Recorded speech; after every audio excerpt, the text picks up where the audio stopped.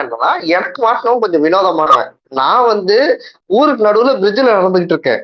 அங்க ஒருத்தன் வந்து கேக்குறான், இது மாதிரி சார் நான் வந்து இது தொலைச்சிட்டேன், பர்ஸ் தொலைச்சிட்டேன். எனக்கு வந்து அதுலதான் என் ஃபிளைட் டிக்கெட், பர்ஸ் எல்லா பேக் எல்லாத்தையும் தொலைச்சிட்டேன். அதுலதான் என் ஃபிளைட் டிக்கெட் இருந்துச்சு. அதோட தொலைஞ்சிட்டேன். இப்ப என் ஊருக்கு போனோம், நான் ஃபிளைட்ல தான் போனோம் அப்படின்றான். எனக்கு ஒண்ணும் புரியல ஒரு செகண்ட். வழக்கமா பஸ்ஸுக்கு தானே கேட்பானுங்க.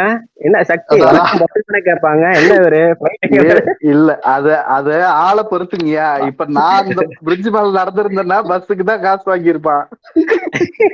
பிரிட்ஜ் மேல இருந்தது ஏசு.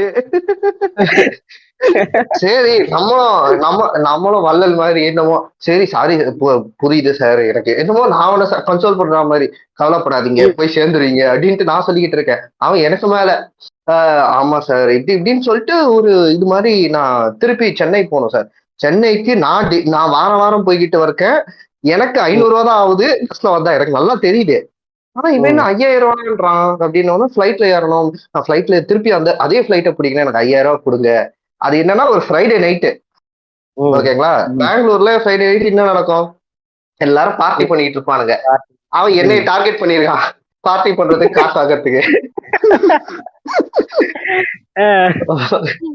5000 ரூபாய் கொடுங்க அப்படின்னா, நானும் வந்து என்கிட்ட 5000 ரூபாய் இல்ல, என்கிட்ட 500 ரூபாய் தான் இருக்கு, வேணா வச்சுக்கோங்கன்றேன். அப்போ ஒரு இது பண்ணாயா, ஒரு டெஸ்ட் கொடுத்தாயா, இது மாதிரி சரி உங்ககிட்ட ஏடிஎம் கார்டு இருக்கா, பக்கத்துலயே ஏடிஎம் மிஷின் இருக்கு, போய் 5000 ரூபாய் எடுத்துக்கோங்க அப்படின்ட்டான். நானும் லூசு மாதிரி போய் எடுத்து கொடுத்துட்டேன். உன்னோட ஏடிஎம் கார்டு எடுத்தா? என் ஏடிஎம் கார்டு எடுத்து என்கிட்ட இருந்து 5000 ரூபாய் எடுத்து அவன் கையில கொடுத்து அவனை பொறுமையா வீட்டுக்கு அனுப்பிச்சு வச்சு, அது என் நம்பர் வேற வாங்கிட்டு போறான் அவன். அதுக்கப்புறம் தான்